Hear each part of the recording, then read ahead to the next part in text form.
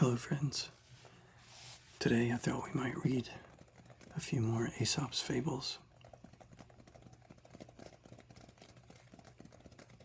Whether this maybe helps you fall asleep or if you get tingles from having books read to you or just hearing reading aloud. I hope that at least you get a little relaxation.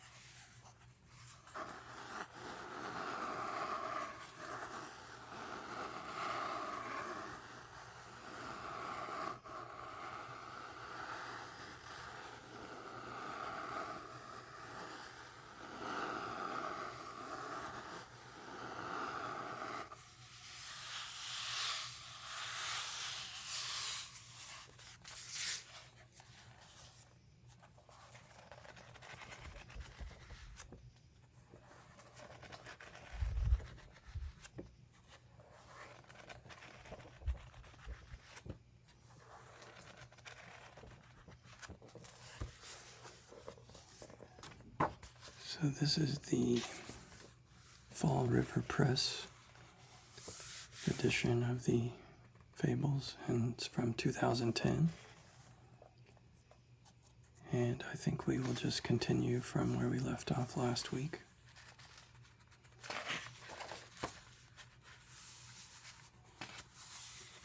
If you haven't watched last week's video yet and you want to hear the first few fables, you can check that video out. Today we will start with the cat and the mice. A certain house was much infested by mice. The owner brought home a cat, a famous mouser, who soon made such havoc among the little folk that those who were left stayed closely in the upper shelves. Then the cat grew hungry and thin, and, driven to her wits' end, hung by her hind legs from a peg in the wall, and pretended to be dead, in order that the mice would no longer be afraid to come near her.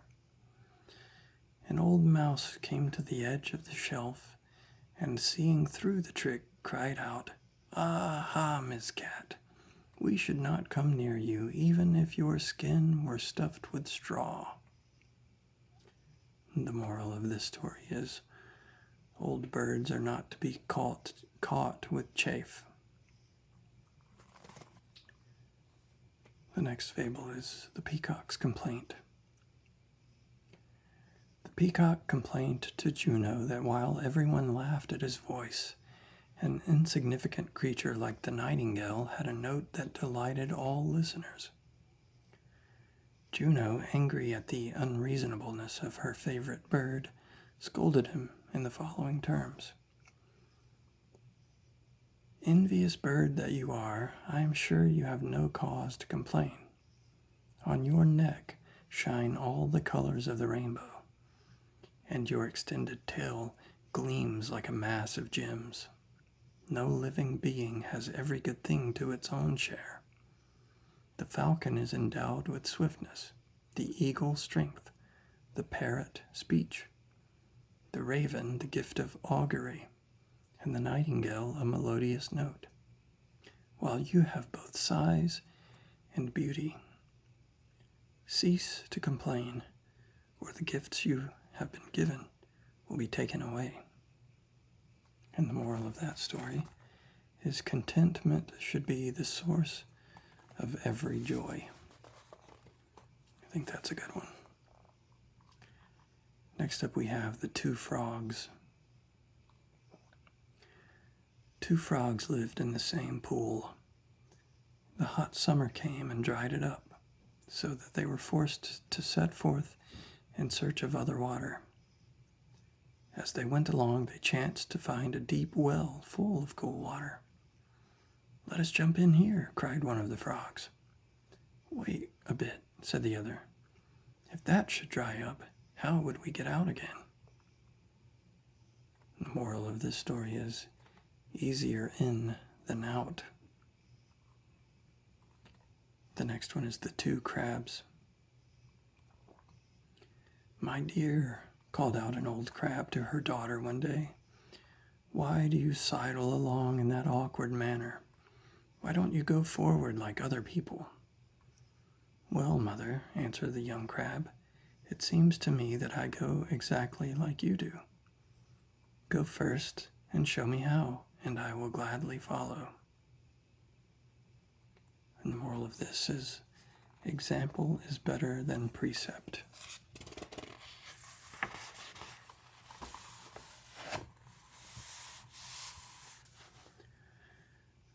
Next up we have the countryman and the snake.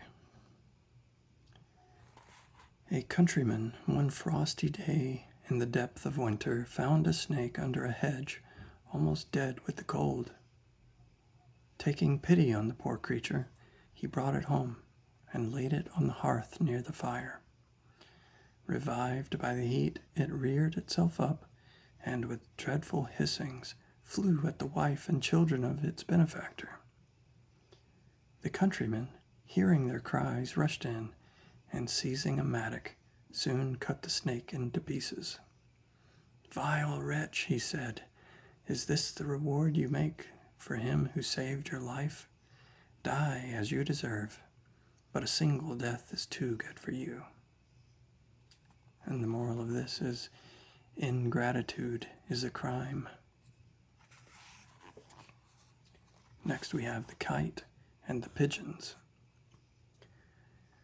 A kite that had kept sailing around a dovecote, looking for a nice fat pigeon for many days to no purpose, was forced by hunger to have recourse to strategize.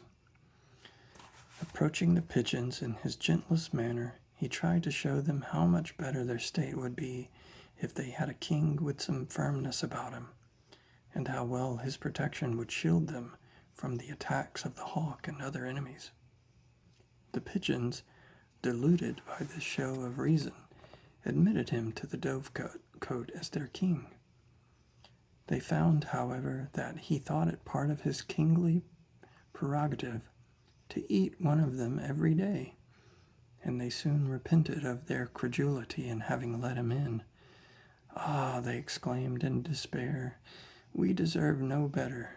Why did we heed the counsel of an enemy?" The moral of this is, don't trust your security to the one who puts his own interests first. Next we have the body and its members. The members of the body once rebelled against him. They said he led an idle, lazy life at their expense. The hands declared that they would not again lift a crust even to keep him from starving. The mouth said that it would not take in a bit more food. The legs said they would carry him no longer, and so on with the others. The body quietly allowed them to follow their own courses, well knowing that they would all soon come to their senses, as indeed they did, when for want of the blood and nourishment supplied from the stomach, they found themselves fast becoming mere skin and bone. And the moral of this is, no one can live to himself, but must take account of his neighbor's needs. The next one is The Spendthrift and the Swallow. A prodigal young fellow who had run through all his money and even sold all his outer clothes except his cloak saw a swallow skimming over the meadows one fine day in the early spring. Believing that summer was really come, he sold his cloak too.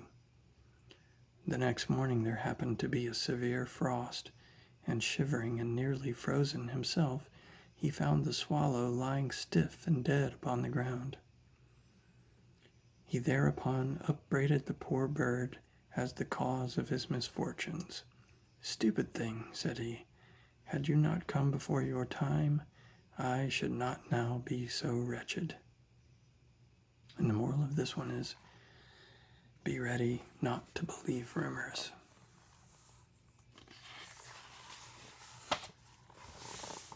We'll do a couple more. The Hawk and the Nightingale.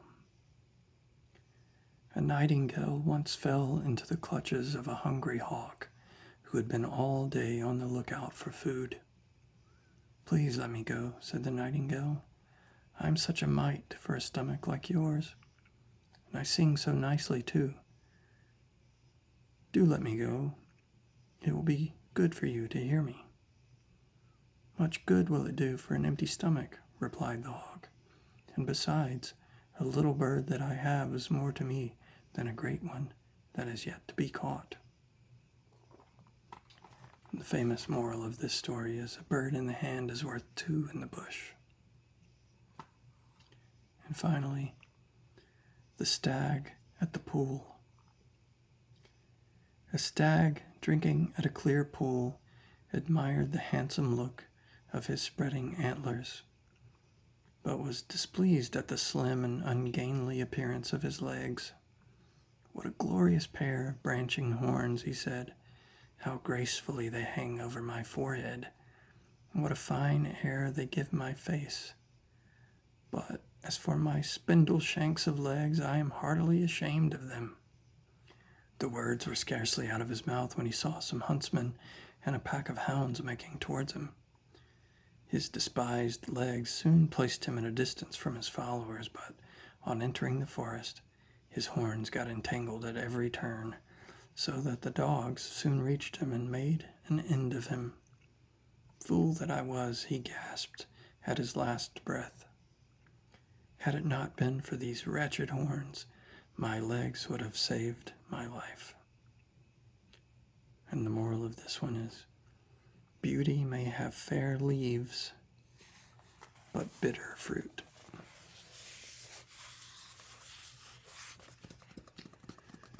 I hope you enjoyed hearing a few more of the Aesop's Fables.